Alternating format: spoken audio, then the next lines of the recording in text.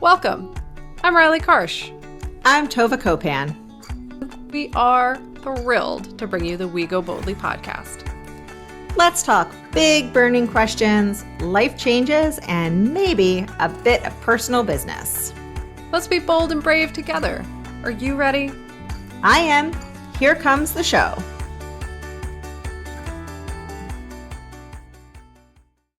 Hello, everyone, and welcome to We Go Boldly, the podcast, where we are thrilled to be a part of the Power Moms Network. At Power Moms Network, we are empowering a whole community of mothers, mentoring other moms to greatness. It's a very cool place to be. And here at We Go Boldly, we celebrate women stepping into their power and finding their unique and authentic voice in this crazy, crazy world. So as you all know, it is season 12. We are inviting all of you to join us in our weekly women's circle. We would love to have you there. It's a great place to be. We talk a lot in the circle about being the author of your own story. And so it really aligns with this whole season we've been doing, where we've been, talking to all kinds of people and having chats about how did they get to where they are and where are they going and why, and all those deep and interesting questions about people's journeys. And the hope that we've had in doing that all this season is that something will inspire you out there. You'll hear something, it will engage your brain and your spirit, and you'll be like, yes, me too. Or, oh, I had that experience. Or, oh, I really don't want to go through that. Let me take some advice. Whatever it is, we're really hopeful that our conversations have moved you in some way.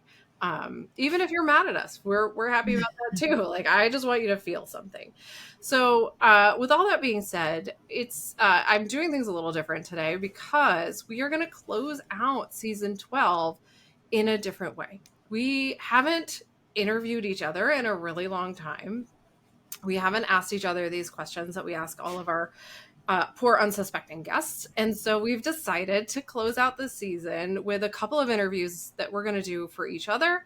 And we'll have a final episode wrapping it all up and tying it all together and all those fun things. But for today, I haven't introduced Tovah yet because she is your guest today, everybody. Woohoo!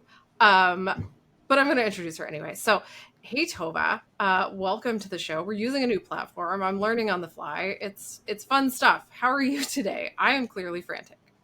I am, I'm fine. I'm really excited to be doing this. I heard an interview last week where the person said, I don't even remember what interview it was or the That Was Us podcast. That's what it was. And they just said, life just happens every day. And Sure does. I don't think I have felt that more than in the last 3 weeks. Like, each day is a new adventure for something to go right or wrong, or often both. Yeah. On any given day. And that's just, life happens every day. Every day. It keeps happening.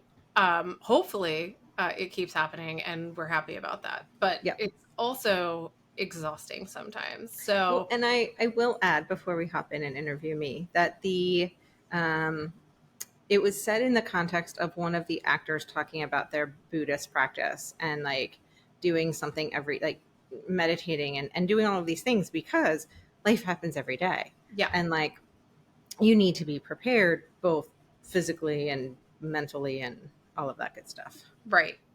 I think I'm not going to, let's get to our show today. So it is season 12. We are talking about how you write your own story. And I'm going to interview Tovah for you guys and get some insight into her nonlinear journey to where she is today. I am not going to read a bio for her because if you don't know her yet, you can feel free to go back to any of our hundreds of episodes and learn more about Tovah. In fact, we encourage you to. We would love for you to go ahead and subscribe to our YouTube channel and follow us on Apple or Spotify or wherever you listen to podcasts because, we work hard to put this show together, and every little bit from you guys supporting us really helps out. So that's my pitch for today. And with that, I'm going to say today, we, as in I, am talking to Tovah Kopan. And I'm going to dive right into Tovah, and I'm going to ask you the hard question we ask everybody else, which I don't even remember what it is, so I'm not even prepared. But it is essentially how did you develop a vision for your future? When did that start for you?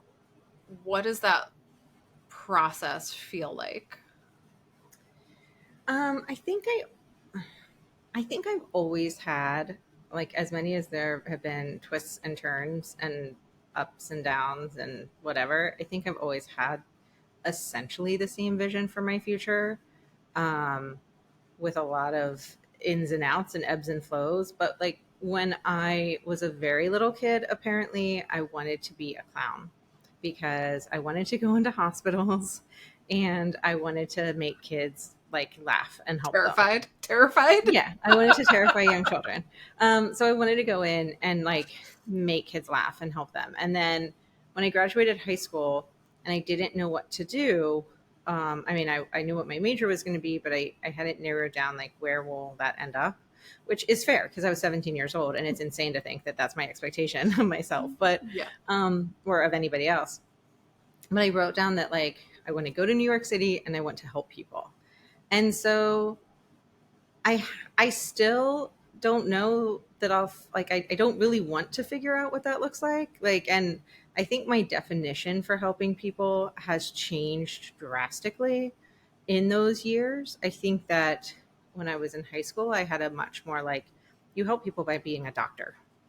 Like that's how you help people. Like, and not necessarily like, well, if you had a store that people found joy in. And we were talking to some, I think Jackie was talking about how she moved her articles from, you know, she focused very heavily on the Me Too movement, and now she's hoping to write more joyful things and things that people just are light because that brings people joy. Like I think my definition of what helps people has changed drastically and broadened significantly. Um, I know you and I talk like my oldest loves people who are really passionate about their jobs.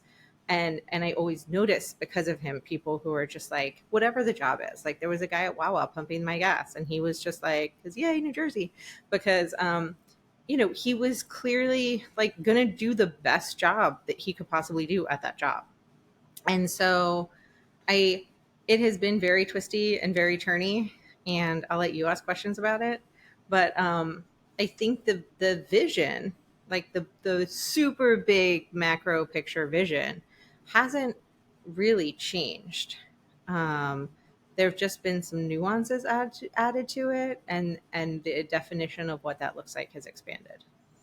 Yeah, I think, and when you interview me, this will probably be my answer. So, sneak peek.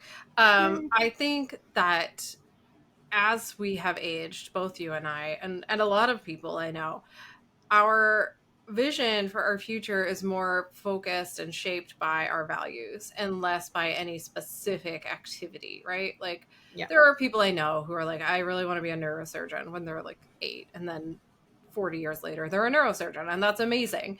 Um, More people twist and turn and go different directions and sort of figure it out along the way.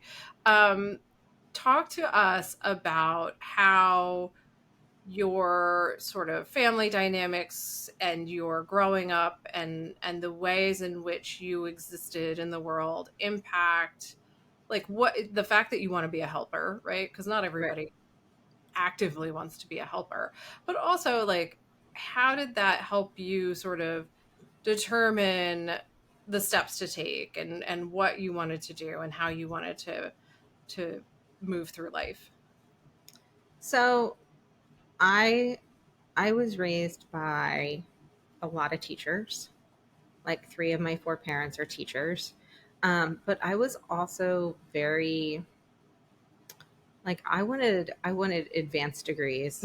like I don't know why I always felt like, and I genuinely don't know. I mean, I could guess, but like I genuinely don't know like why I always felt like I had something to prove, and like why I was seeking like if it's not a doctor, then I'm going to be a lawyer, and like I don't want to be quote just a teacher, which is absurd because like talk about a great pension and a great job, but like so I'm not totally sure.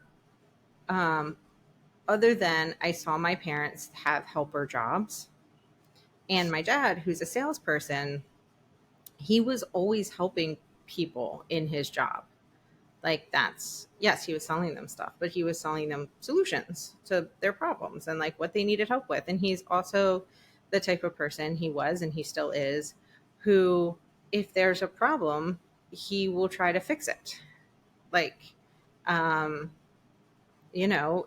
he does a Halloween thing, and this didn't happen until I was older, and I can't think of examples for when I was younger, but I feel like this was a something that he always did. Like, he has a Halloween display, it's grown exponentially. Then he decided to start collecting food for it, and because he's a helper, he's just, that's who he is. Even though, like, his job doesn't necessarily, you don't think, hey, dental salesman, that's a helping job, but he as a person is a helper.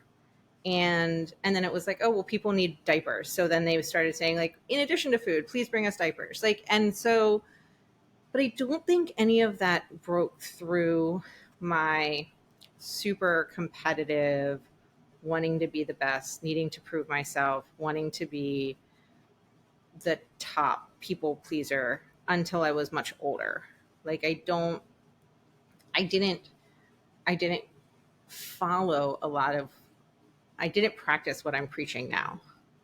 Instead I got straight A's, and then I went to college to go to be a doctor. And then when I decided that's not what I wanted, then I floundered a bit, but then I decided to be a lawyer, and because I wanted to help people. And I think it was, but I also liked that gold star. I mean, we just had a painter in the house, and he went into the boys' room and he was like, wow, it looks great. It's gonna be so easy for me to paint. And I was like, I just got a gold star on painter prep. Look at me. So, I don't think that a lot of the decisions I made were guided by what I can look back and say, oh, this is actually what I was being guided to do. Yeah, And let's talk about that a little more. Let's dive into that, Tova. You're getting my, like, I'm gonna oh push you. I'm no. gonna push you a little. So let's talk about the why behind, and I'm asking this because so many people have this struggle, right? Like, Yeah. so many people want the gold star, they want the cookie, and that's a validation of worth, right? So let's talk about it. Like, where do you think that comes from? And I know you're working on it, so I'm going to ask you the question of, like, what sort of things are you doing to help combat that urge for external validation, that so many of us struggle with? Yeah, I mean, it is like, I'm working on it because we talked about something today where I'm like, I don't think they liked something I did and I need to move past that. Yeah. Um, I actively work hard to not be a people pleaser. Um, but I do think the big part of it is just generationally, like, that's who we are. And it's funny Mhm. because the other the other day I'm at the pool. We got there very late, and somebody had spilled something underneath our table. It wasn't us. It was from earlier in the day. We were there late, and the manager of the pool kept coming over and standing right next to our table and, like, not looking at me and instructing somebody else, like, as soon as these people leave. I Yeah, don't know if he said these people, but in my head it was like, as soon as these people sure. leave, we need to clean up this spot. And we were staying until the end. And, like, the people pleaser in me was like panicked. Like, I am disappointing this person. I have upset him by existing next to a spilled candy. And then, like, and I've jokingly said this with a friend, like, that's the millennial side of me. And then the Gen X side of me, because I'm like right in the middle, is like, if you want me to leave, don't keep doing your passive aggressive BS and just ask me to move a table over. So guess what? We are staying until the end of the pool Right. because you can't man up and ask me to move over one. Like, But now we I'll might just, get a tent and stay here yeah, overnight. Good like, we are luck. staying until the moment you kick us out. Yeah. And like, but also I'm going to be stressed the whole time because I want to make you happy. And I have Yeah. not done that. And I have failed. And somehow, clearly, in pool going, I have failed. But also, your passive aggressiveness was not fly here. And that's not how I handle things. So, unless you can be direct and politely just say, hey, could you move one table over so we can clean up this? So we don't have to be here all night. Sorry, buddy. I'm going to dig in. Right. But so I do think there's a not to say that Gen Xers aren't people pleasers, because as you and I both know, they very much can be. But I think there is a certain generational thing. I think there's also, like, and my mom listens to this, so we'll see how deep I want to get. But Um, Hey, um, Mom. yeah, hi, Mom. I think that I learned, not on purpose, but very, very young, that I could make everybody's life easier if I was well behaved and Yeah. good and nice. And I am currently working through some EMDR on that right now with my therapist, which is super fun. Um, it's a blast.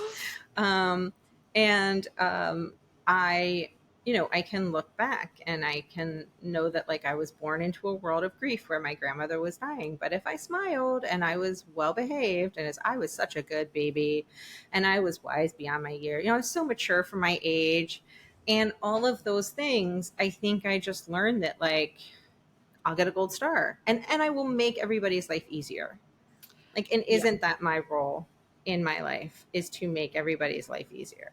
Well, and it is a protective measure, right? Like it keeps us safe. I mean, we've talked about this. I am not a people pleaser, but there are other things I did Yeah. as safety mechanisms in order to not rock the boat, to not make it harder for anyone, Well, and to keep things easy and keep the attention off of me, right? Like I think that is, I straddle that. I'm more Gen X than millennial, but I'm still in that sort yeah, of weird whatever zone, and that I, is definitely something I experienced. I also think that like we were rewarded for that behavior. Like we Well, our whole were, educational experience was based around that behavior. So even yeah, like putting our parents aside, like 100%. every teacher we ever had growing up, like literally Right. all, but even the best There ones. was no growth mindset. It was No. like you get A's. Yeah. That's what good kids do. They get Right. A's. There was no like everybody comes at something from a different part and do your There was no best and perspective at there was all. no perspective. And I also think like I was also rewarded in my head, whether true or not, by that behavior. Like when I finally made when I was drum major, because I was drum major for 2 years, my dad started attending more events with the marching Yeah. band. And I can share this because I sent him a letter years ago when I thought he was dying. And I was like, that was really upsetting to me. Yeah. Um, I don't think that it was because I was drum major. I honestly just think his life got opened up more time to come up and visit more. Like, I don't know that there was a correlation, but there certainly was an effect on me. It's like, look, you're not in the drum line anymore. You have a gold star. You're a drum major. So now he's going to take the time to visit. And like I said, I can share that because I'm not spilling any secrets. We talked about that a long time ago. Yeah. Um, so I also think there were promises made to us, which was every generation has done better than the previous generation. Newsflash, until ours.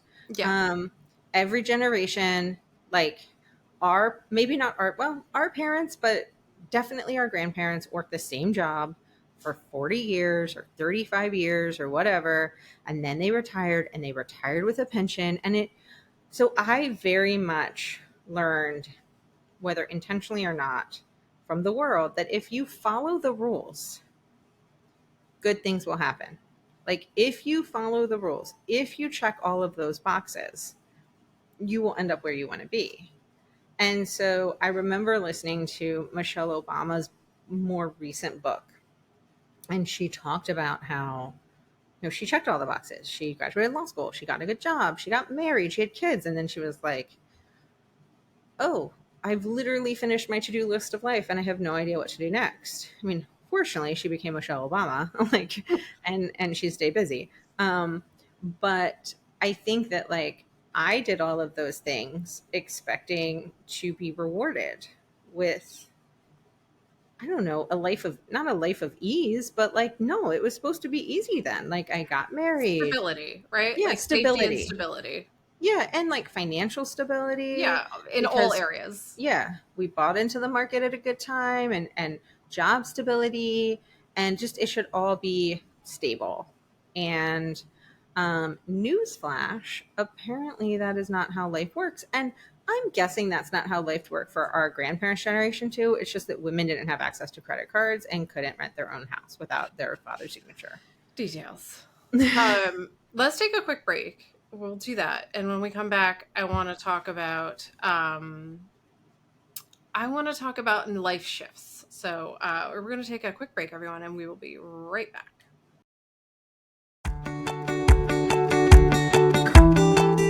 Well, hey there, Dream Chaser. Are you ready to make the next 12 months of your life unforgettable?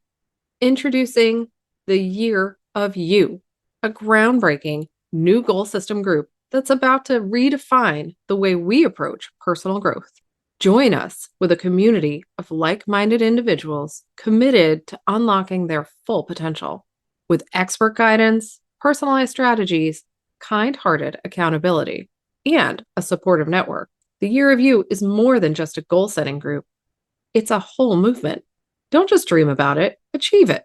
Click in the link in our show notes or go ahead and visit us at goboldlyinitiative.com/year of you to learn more today. Let's embark on a transformative journey together towards becoming the best versions we can be. The Year of You, where your goals become reality. Okay, welcome back to the show. So before the break, I said I want to talk about like pivot points, life shifts, values, sort of all of that mix of stuff. Talk to us about the moments in your life that you can point to that have sort of defined your vision for your future. I mean, I know there are big moments that have changed your future, but like, are there defining moments that you can think of that made you go, aha, or made you go, oh, this is the direction, or this is the thing that you should be doing or want to be doing, rather? So we've talked about this before, and I'm thinking back to the season that April was in, and I don't know what season it was in, but we've talked a lot about like I tend to know when something is bad or Mm, wrong. And so it can be really hard to make a decision because you don't know that it's bad until you like make the decision and then you're like, "Oh, that didn't feel good."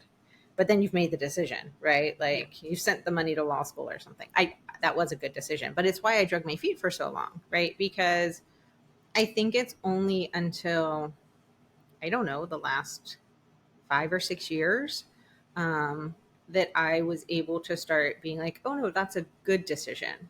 Like, or that's a good idea, or that makes sense.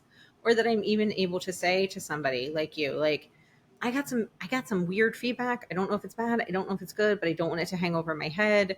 So I need to shake it out. Like I just want to talk it out with you so I can move on. Like that is a new behavior. Like in the past, I would have just let that hang over my head forever. So when I look back at moments, the moments I can see are the moments that I made really big decisions. Um, and the a lot of I think the aha moments came once I had kids because parenthood in many ways was very much what I expected. Like I wasn't shocked, I wasn't surprised. I worked at a daycare in college. Like I got it. Like I didn't I wasn't like, oh my god, they don't sleep and they poop all the time. Like I was like, yeah, no, they don't sleep and they poop all the time. Um, but I think having kids is really where I found my voice for myself because it's where I was able to make decisions not just for my best interest but for theirs. But it's also where I was able to be like, is this who I want them to see as their mom? Like, is this what I want them to see? Is and whether it was in how I chose jobs or and I'm still working on that, but like how I chose jobs or leaving my marriage, it was like, is this is this what I want for them? And um I think those are like I remember all the big moments. I remember where I was when I decided to go to like, okay, send the deposit in. I'm going to UConn Law School, right? Like I remember these moments, but I think the moments and there were some aha moments that I remember that are like pretty intense when I left my marriage, but it was like I can't ask them to be who I want them to be in the world if I can't set an example for that. And so But it happened sooner than that, like not related to my marriage. Like when I left practicing law and I went and took a job as what they called a solutions consultant for Lexus. And I had been looking over my maternity leave. But when I was on maternity leave, like it became very clear, like I could not leave my child home every day and go to like send him to daycare for a job that I didn't love. Like that just was not going to work for me. I was more than happy to send him to daycare because kids are really hard and I needed a break. And people who work at daycares are underpaid and magic. But like, I wanted everything that daycare had to offer. But like, so there was no daycare guilt, just to be Yeah. clear. But it was I personally will not be okay leaving my kids at home if I'm going to a job that I hate. Like it just doesn't make sense to me. So I still need a job, like I still need to make money, but I need to find something that I enjoy and that is good. And that's where I think, I don't know, I went back on maternity leave on January 2nd and I was in my new role by April. And it was for a corporation. So there was like loads of interviews and stuff. And Yeah, of course. so it was very quick that I was like, no, this is not what I can be doing. This is, and I had a, leading up to that, I did some pro bono work. I think it was my senior partner's like pro bono that then I did all the work on because that's how that does it. And I loved it. Like I loved the work I was doing. It was some criminal law, and I was literally advocating for the Constitution. Like I got to cite the actual Constitution, which is amazing and does not happen in insurance defense or complex coverage cases very often. Um, and that was a moment where I was like, oh no, this is the way it's supposed to feel. Like this is how you should feel when you're working. And so to combine that with then having a baby and being like, I want to be loving what I do, that changed my career. And then getting to a point in my marriage where I was like, I only want to I want to be the person that I want my kids to have for a mom. That changed. So those were kind of those big ahas. Yeah. Um, why don't we take one more quick break? And when we come back, let's talk about advice for people who are stuck. Like, what have you done that has worked for you when you felt like you couldn't get out of wherever you were, or you couldn't get through whatever you were doing, or all those things? So we'll take a quick break and we will be right back, everyone. Hey, pod friends, it's us again. Looking for a place to collaborate, an opportunity to share your knowledge? Have you been working so hard on a podcast, book, course, product, or retreat? Do you have insights that could light up our podcast? Well, we want to hear from you. We would love to support you in all that you are and do. Join us at Go Boldly Initiative, where we celebrate diverse perspectives and share the wisdom of our incredible community. Whether you're an expert, a hobbyist, or simply love learning, we invite you to reach out with your ideas. Visit our website at goboldlyinitiative.com/podcast guests to pitch the show or shoot us an email at hello@goboldlyinitiative.com to talk all things collaboration, advertising, and affiliation opportunities. Become part of our growing family. Let's make learning an adventure together. Okay, so welcome back to the show. Before the break, we've talked a lot about sort of like that people pleasing aspect of your personality that you're working on and the way in which it has driven some of your decisions forward and how you've changed that trajectory by working through the urge to like get the gold star all the time. And like, I think also, I will just say for you, because I know you well enough, being able to trust your intuition, being able to trust your gut, listening to yourself as opposed to the rest of the world around you, and understanding that, your own opinions about your own life have value and meaning. And I think you've spent a lot of time doing that. And I want to highlight that, even though you haven't said it, because it's important. And it's something people can benefit from hearing, that we have to work on these things too.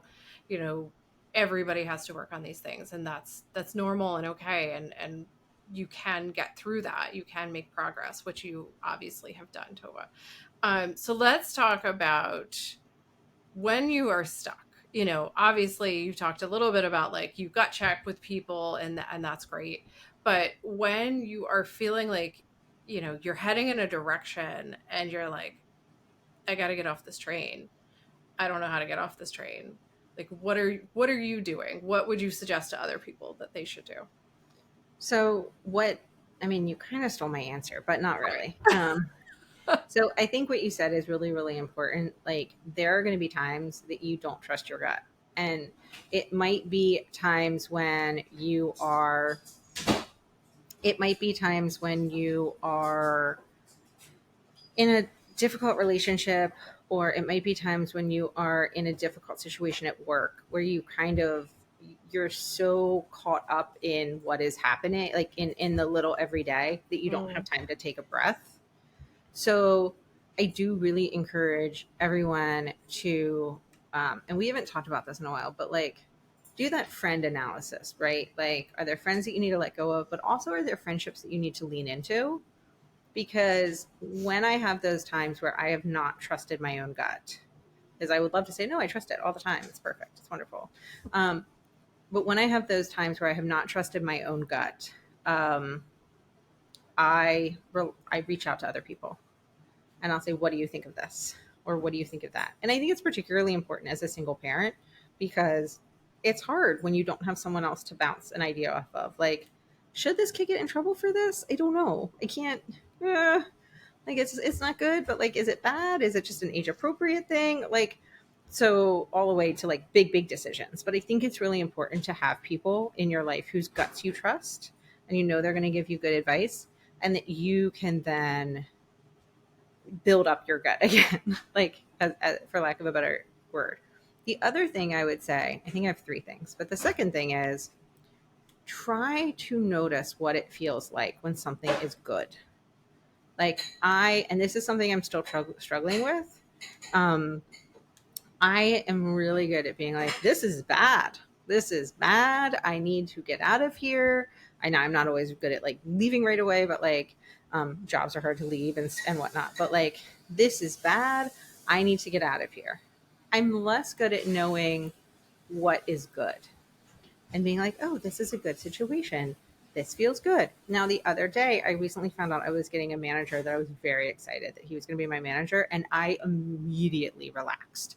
Like, I immediately calmed down. Like, okay, crisis is over. Maybe still crisis is going, but not as crisis, right? Like, it's a one hurricane, not a five. And so, but I noticed it and I noticed it in my body and I was very excited because I was like, oh, I'm noticing something good in my body.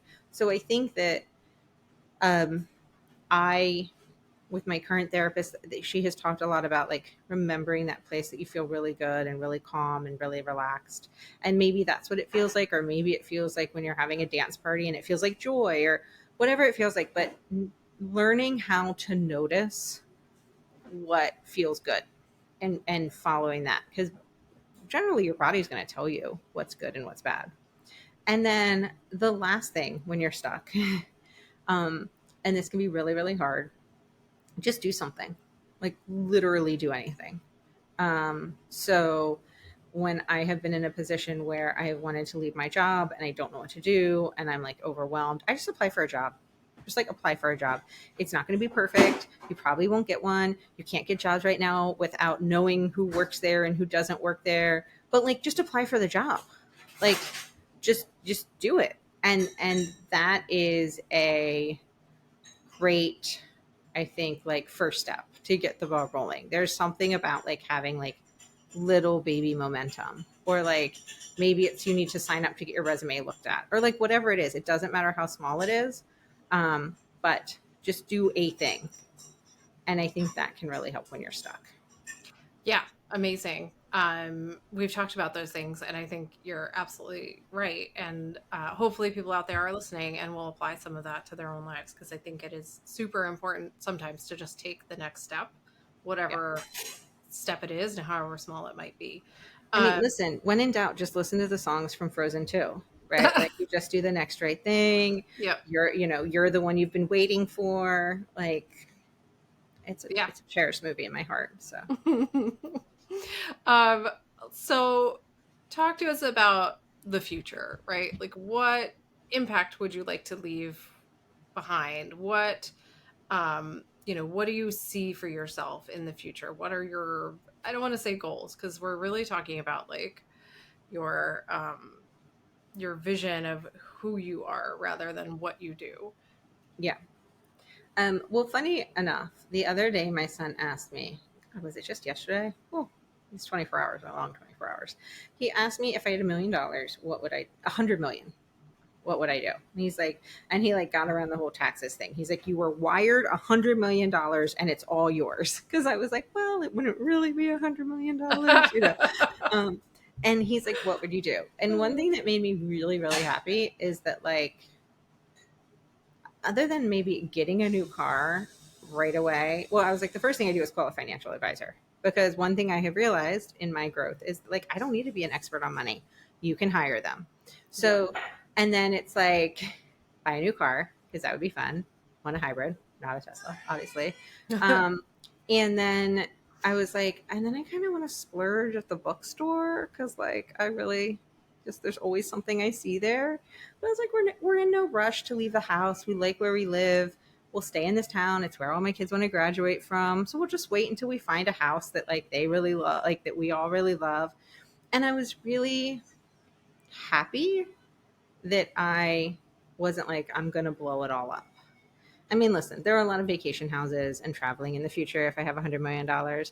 But I also saw myself like, I'm going to immediately start a nonprofit that will help fund other projects. So to answer your question, which that didn't really answer, um, I think my vision and how I want to help it's really the same as it's always been. It's to continue to be a helper, but I'll add the layer of like being okay with an ever changing and expanding definition of what that looks like.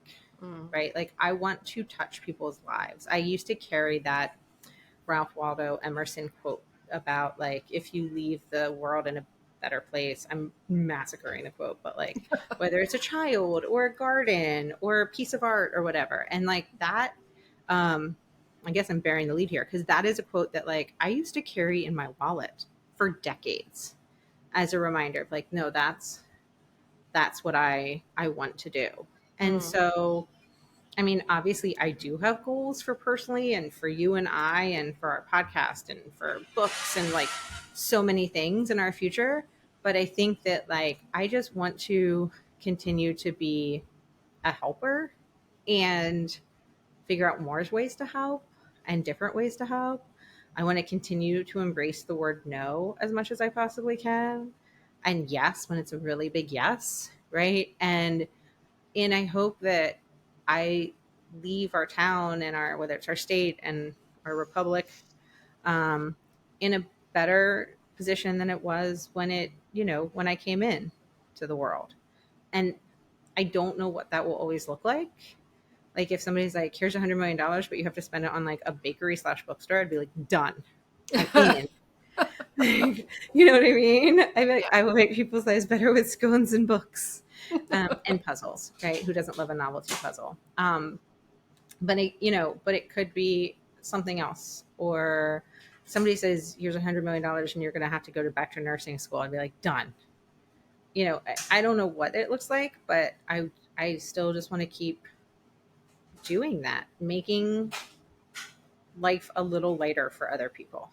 Mm. Um, what do you think is going to help you stay on that? I'm changing it up for you. Sorry. What do you think is going to Yeah. help you stay the course and staying true to your values and your vision and your, I keep coming back to the word goal, but that's not what I mean. To your purpose, right? Which is to be a helper, to be somebody that makes change, even if it's small or even if it's massive. Like, how are you going to stay on that course? So fortunately I still have kids in my house, right? Because they're a great reminder of like who do you want them to see, like who do you want them to see you being? Um And I think just surrounding myself with people who like me. Like, and I don't mean like me in that like, oh, like light way, but like in a deep, deep way. Like, and either know because I've just stated it or know because they know who I am, that like that's gonna that's what I want to do. Like I just had a friend send me a link to a job and he was like, I think this is the kind of hippie job you would like. And it was like a grant writer for like a local garden. And I was like, Yeah. that is the kind of hippie job I would like. Um, and I think just surrounding yourself with people who know you. Obviously, we'll do a shout out to our Finding Your Way mission statement course because I think that has helped us both tremendously. Is Yeah. creating our own mission statement, and it's like carrying around that Waldo Emerson quote, but it's personalized to you. Mm-hmm. Um, and then it feels good. Like we talked about things that make me feel good. It it feels good. And do I still have to balance the like I can't fix everything and I can't do all the things? Yes, 100%. And that is always a struggle because I mean, you and I both, we want to do all the things and fix all the things, and we can't do that. Um, but I do what I can. And I think I do a good job of it. I just had a Facebook memory pop up and it was a totally filled back car, like filled in car. And I forgot that I had worked with, I don't even know who in town, or if it was our local juniors group or what, but I was working with a domestic violence shelter and they had a woman, or maybe it was two women at a time, that were moving out and they needed all furniture for their apartment. And I put like a call to action on Facebook and then I filled the trunk of my car multiple times. And I couldn't take it to their house because I couldn't know where they lived, but like I took it somewhere. And I was like, oh yeah, that I was like, I totally forgot about that. But I think just every time I do something and it feels good, like I don't know. It was from Friends. If anybody has watched a lot of Friends, they challenged Phoebe to come up with one thing that that didn't make you feel good. Because she was like, no, I don't do this for me. I donate for those people. And they're like, yeah, but it makes you feel good. It's actually selfish. And I am here to say, yeah, I do things to help people because I selfishly feel good about it. And it's great. And I will keep doing Yeah.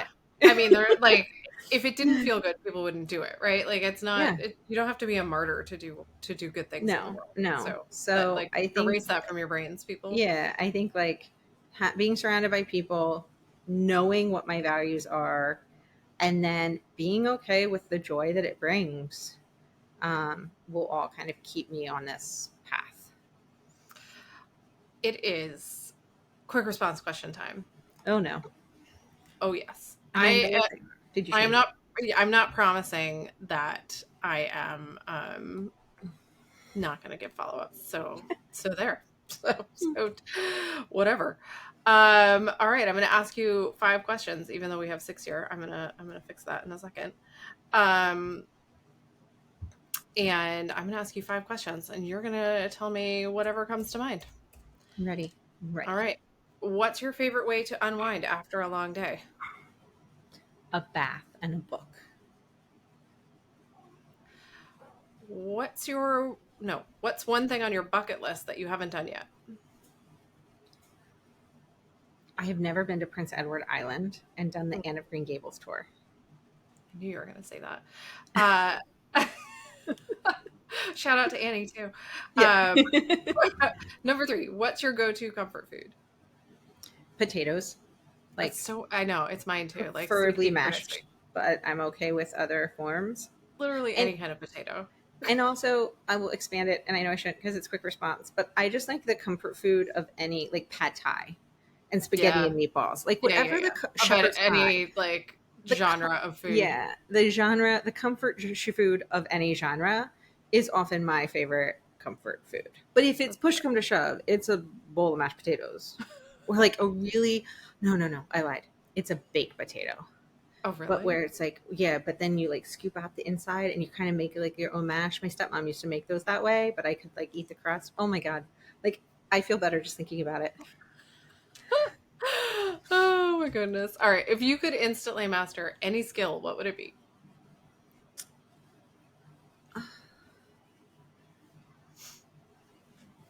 I've thought about this a lot Hmm.